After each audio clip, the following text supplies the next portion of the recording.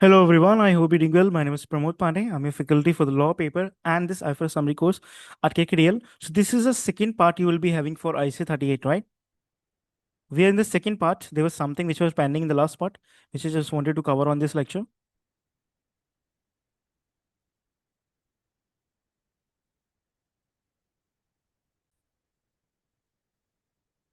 So this is the second part that you will be having for ISA 38, okay? These are the certain things other way around that I have prepared for you as in summary. So intangible asset, either it could be purchase or the other could be internally generated. In the case of the purchase, you will see if there's an probable chances of economical benefit or the cost could be reliably measured, in that case, you will use it as a medium for the intangible asset, right? For an intangible internally generated intangible asset, you would be having two stages: research and development.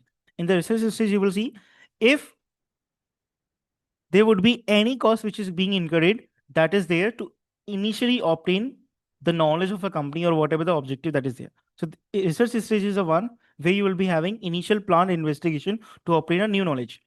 In a development stage, you will be having application of that knowledge. So whatever you gain as a knowledge here, you will be applying that into the development stage, right? So whatever you're spending on the research stage should be booked as an expenses in the P&L as income has incurred because there is a no confirmation. Okay. In a development stage, whatever you're spending, it should be capitalized. It should become the part of the cost only when it meeting the pirate criteria. The pirate criteria, it is something we have discussed, right? If all six are meeting, then from that date, company can capitalize the development cost. If company can't distinguish between the research and development stage, in that case, expenditure, whatever it has been there, it should be going to the P&L. So these are the certain point which you need to take care about, the two additional point, right? Then if you're doing the research for internal people, in that case that will become the expenses. If you're doing for the research for the external people, that will become the expenses. If you're doing the research for third party, in that case you need to book the first 15 revenue booking. So these are certain things which you will be doing. Okay,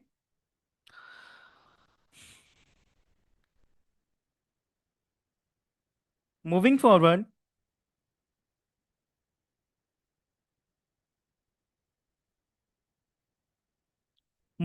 there's a one more thing which I just wanted to discuss from this chapter area.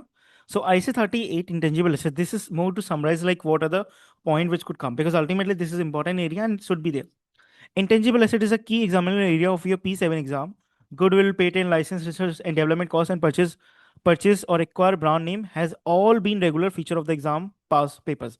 Students should know how intangible assets are initially recognized. Initially means for the first time, and there how the amortization should be done.